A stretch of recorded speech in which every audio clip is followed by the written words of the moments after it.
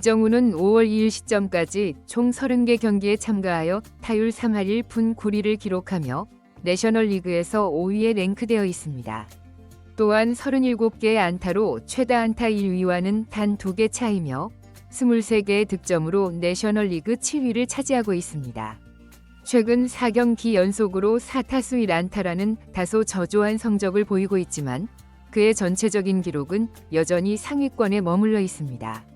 게다가 이정우는 현재 7경기 연속 안타 행진을 계속 이어나가고 있습니다.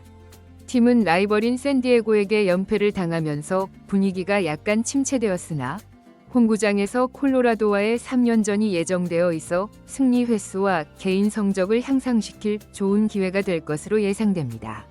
스포츠 결과를 미리 확정짓는 것은 금물이지만 기대를 가질 만한 이유가 있습니다. 콜로라도는 메이저리그 최하위 팀으로 30경기에서 5승 25패라는 메이저리그 최악의 기록을 세우고 있기 때문입니다. 콜로라도 팀은 특별한 부상 문제가 있는 것도 아니고 단순히 전체적인 전력이 상당히 열세입니다. 샌프란시스코는 홈에서 콜로라도를 상대로 12연승을 기록 중이어서 승률을 더욱 높일 수 있는 절호의 기회가 될 것입니다.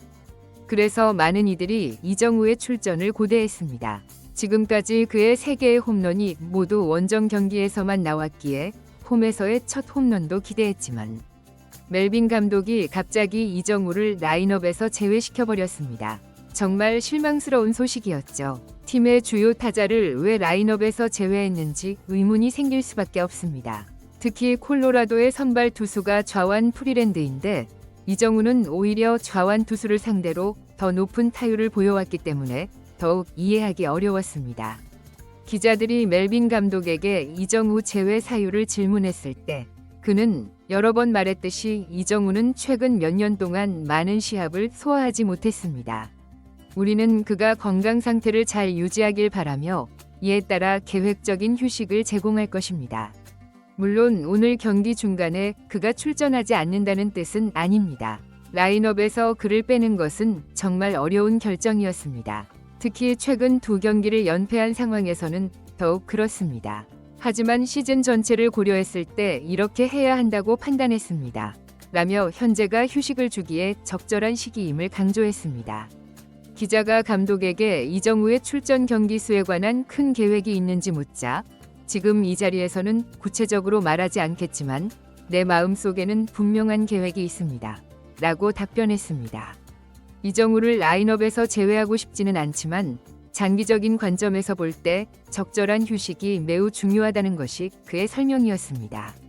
사실 멜빈 감독은 3년 전부터 2년 동안 김하성을 관찰했기 때문에 KBO 출신 한국 선수들이 메이저리그 전체 시즌을 효과적으로 소화하기 위해서는 체력 관리가 얼마나 중요한지 잘 알고 있을 것입니다.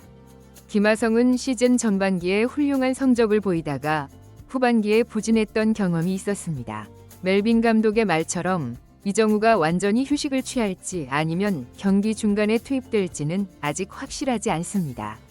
몸 상태에 특별한 문제가 없으므로 경기 상황에 따라 출전할 가능성이 있습니다. 경기가 수월하게 진행된다면 계속 휴식할 수도 있고 연패를 끊어야 하는 중요한 순간에는 출전할 수도 있을 것입니다. 팀이 연패 중임에도 불구하고 메이저리그 공식 사이트에서는 계속해서 이정우 관련 소식을 전하고 있습니다. 최근에는 이정우 팬클럽의 탄생 배경에 대해서도 소개했는데요. 후리건즈 탄생 스토리라는 제목으로 팬클럽을 창설한 팬과의 인터뷰를 통해 전해졌습니다. 후리건즈는 4월 8일 신시내티 레드와의 경기에서 결성되었으며 51명의 회원들이 맞춤 제작된 티셔츠와 화려한 가발을 쓰고 열정적으로 응원한다고 합니다.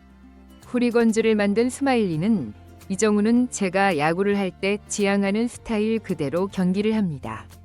빠른 주로와 즐거움이 느껴지는 플레이를 보여주며 훌륭한 팀 동료입니다. 야구를 올바른 방식으로 합니다. 이정우는 KBO 스타일을 가미한 독특한 방식으로 경기를 풀어가는데 정말 환상적인 조합입니다. 라고 말했습니다.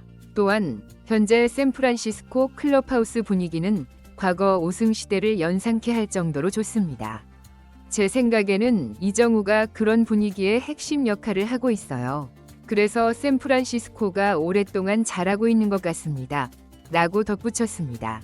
실제로 전문가들은 샌프란시스코가 지난 시즌에 40승을 기록했고 아담 에스, 벌랜더 같은 선수들을 영입했음에도 불구하고 전력 보강이 충분하지 않다고 판단하여 올 시즌에도 포스트 시즌 진출이 어려울 것으로 예상했습니다.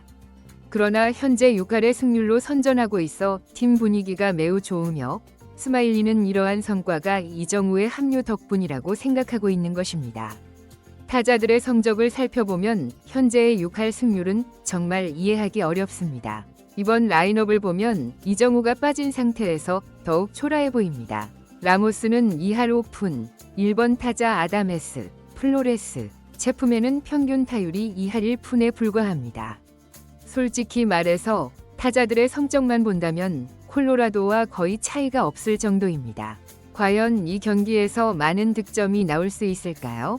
정말 의심스러울 수밖에 없습니다. 이정우가 출전하지 않기 때문에 51명의 후리건즈 팬들도 142구역에서 볼 수 없을 것입니다. 중심 타선의 2할 1푼 타율로 경기를 이길 수 있을까요? 샌프란시스코의 선발 투수는 벌랜더였습니다. 그는 7경기에 출전했지만 아직 승리 없이 2패만 기록하고 있습니다.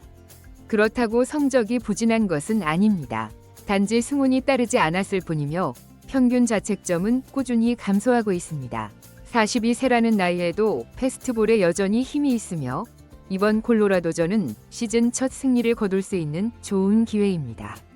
벌랜더는 체프맨의 실책이 있었음에도 1회를 깔끔하게 마무리했고 샌프란시스코의 선두타자 라모스가 2경기 연속, 2타석 연속 홈런을 치면서 이번 경기는 쉽게 이길 수 있겠구나 라는 생각이 들었습니다.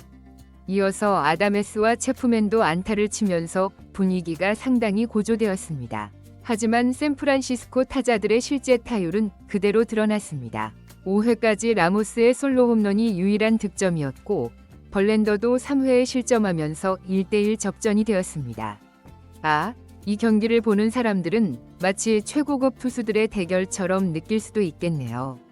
사실 프리랜드는 5점대 이상의 평균 자책점을 가지고 있고 벌랜더는 42세의 베테랑이지만요. 이런 흐름이라면 이정우가 타석에 들어설 가능성이 크게 높아집니다.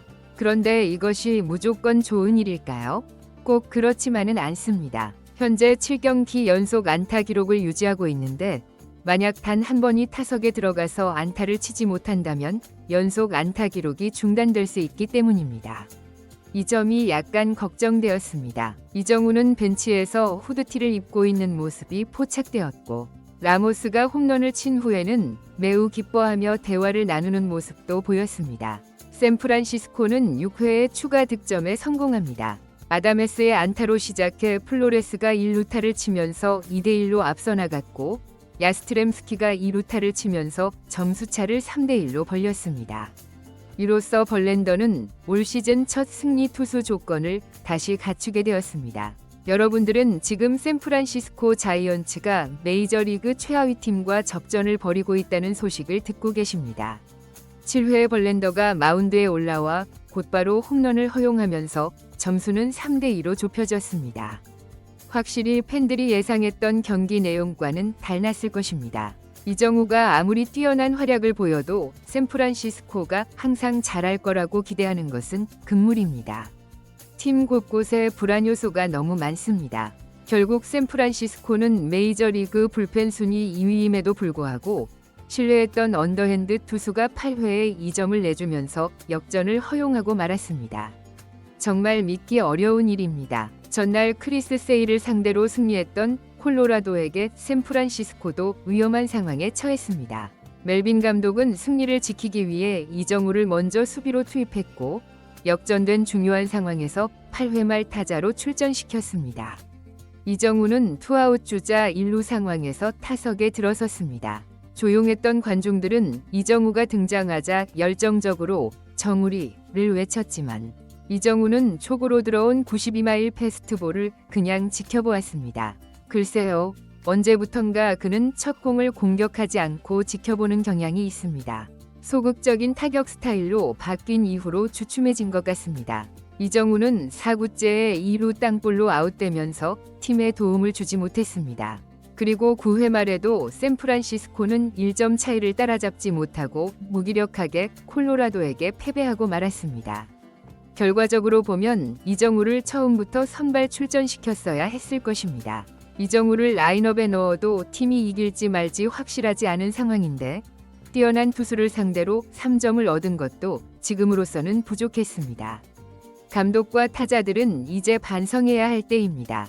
이정우의 타율마저 떨어지게 되었네요. 3연패. 내일은 반드시 2연패를 끊어내길 바랍니다.